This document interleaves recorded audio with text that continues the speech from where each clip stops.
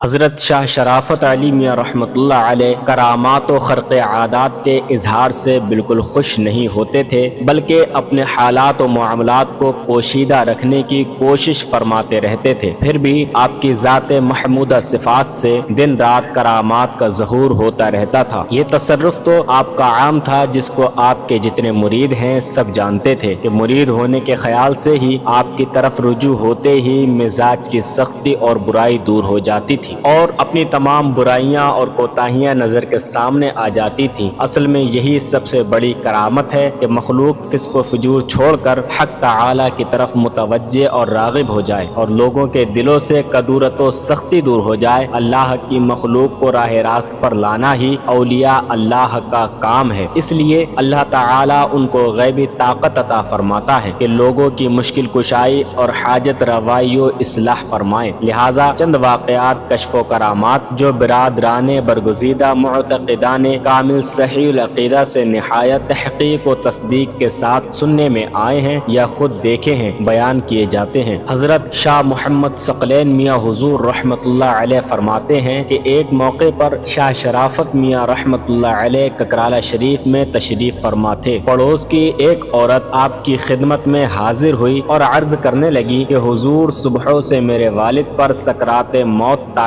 ہے، وہ بہت ہی کرب میں مبتلا ہیں، نہ ہی ان کی تکلیف کم ہوتی ہے اور نہ ہی دم نکلتا ہے، حضور چل کر دم فرما دیں تاکہ مشکل حل ہو جائے۔ آپ اس کے ہمراہ اس کے مکان پر تشریف لے گئے، ساتھ میں بھی چلا گیا۔ جب آپ اس کے گھر پہنچے تو واقعی اس شخص کی حالت نہایت بری تھی۔ کریا سیاہ و بدمنظر چہرہ، ہول طاری، جب وہ سستی کے ساتھ سانس لیتا تو بہت ہی ڈراونی چیخ نکل جاتی تھی۔ دو تین لوگ پاس بیٹھے قرآن شریف کی تلاوت اور دعائیں پڑھ رہے تھے، مگر تکلیف میں کوئی کمی معلوم نہیں ہوتی تھی، بلکہ ہر لمحہ تکلیف میں اضافہ ہی ہو رہا تھا۔ آپ چارپائی کے قریب تشریف لے گئے اور دم فرمایا۔ آپ کے دم فرمانے پر اس شخص نے بہت ہی ہیبت ناک چیخ کے ساتھ سانس لی۔ آپ نے فوراً ہی ایک اور پھونک ماری۔ آپ کی دعا کے طفیل اللہ تعالیٰ کے فضل سے فوراً اس کا انتقال ہو گیا۔ آپ واپس تشریف لے آئے، مگر مجھے اس طرح کی بے چینی اور بے قراری ہو گئی کہ اس وقت تو اس کی مشکل آسان ہو گئی، قبر اور حشر میں اس کا کیا حال ہوگا۔ اسی خیال اور بے چینی میں بار بار اس کے گھر جاتا اور دیکھتا کہ چہرے کی سیاہی اور ہیبت دور ہوئی کہ نہیں، مگر لحظ با لحظ حالت خراب ہی ہوتی جا رہی تھی۔ میں نے خود اپنے ہاتھ سے غسل دلوایا اور کفن پہنوایا۔ آخر وقت تک مجھے کوئی تبدیلی معلوم نہیں ہوئی۔ لوگوں کے عرض کرنے پر حضور شاہ شرافت میاں رحمت اللہ علیہ نے نماز جنازہ پڑھائی اور قبرستان بھی تشریف لے گئے اور دفن کر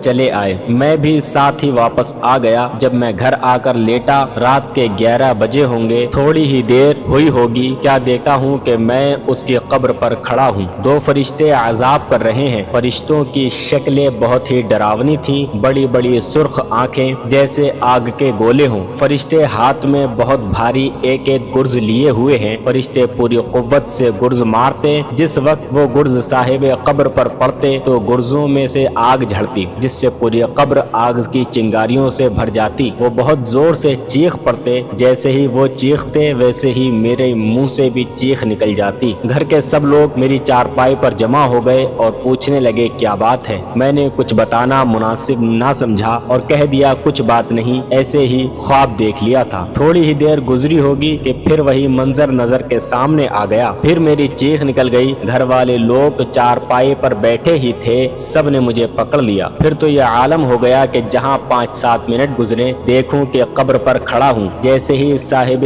قبر کی چیخ نکلے میں بھی چیخ پڑوں۔ ہر چند ادھر سے دھیان ہٹانا چاہا، مگر دھیان نہ ہٹے۔ گھر کے سب لوگ بھی پریشان ہو گئے اور گھبرانے لگے۔ اس وقت میری عجیب حالت تھی، دل زور زور سے دھڑک رہا تھا، سانس پھولے جا رہی تھی، چہرے پر دہشت طاری تھی، آنکھیں کھلی رکھنے کی کوشش کروں مگر پھر بند ہو جاتی۔ یہ سب کچھ جاگتے ہوئے ہو رہا تھا۔ میری یہ کیفیت صبح تک رہی۔ فجر سے قبل میں نے دیکھا کہ حسب سابق قبر پر کھڑا ہوں اور فرشتے گرز اٹھا کر مارنا ہی چاہتے ہیں کہ حضور شاہ شرافت میاں تشریف لے آئے اور آپ نے فرشتوں سے گرز چھین لیے اور ان کو بھگا دیا۔ اس وقت صاحب قبر نے ایسی پرسکون سانس لی جیسے کوئی بہت پیاسا دھوپ میں چل کر آئے اور اسے سایہ مل جائے اور سائے میں بیٹھ کر ٹھنڈا پانی پیے۔ باخدا اس وقت ان کی ٹھنڈی سانس لینے سے جو آواز نکلی تھی وہ اب تک میرے کانوں میں بجتی ہے۔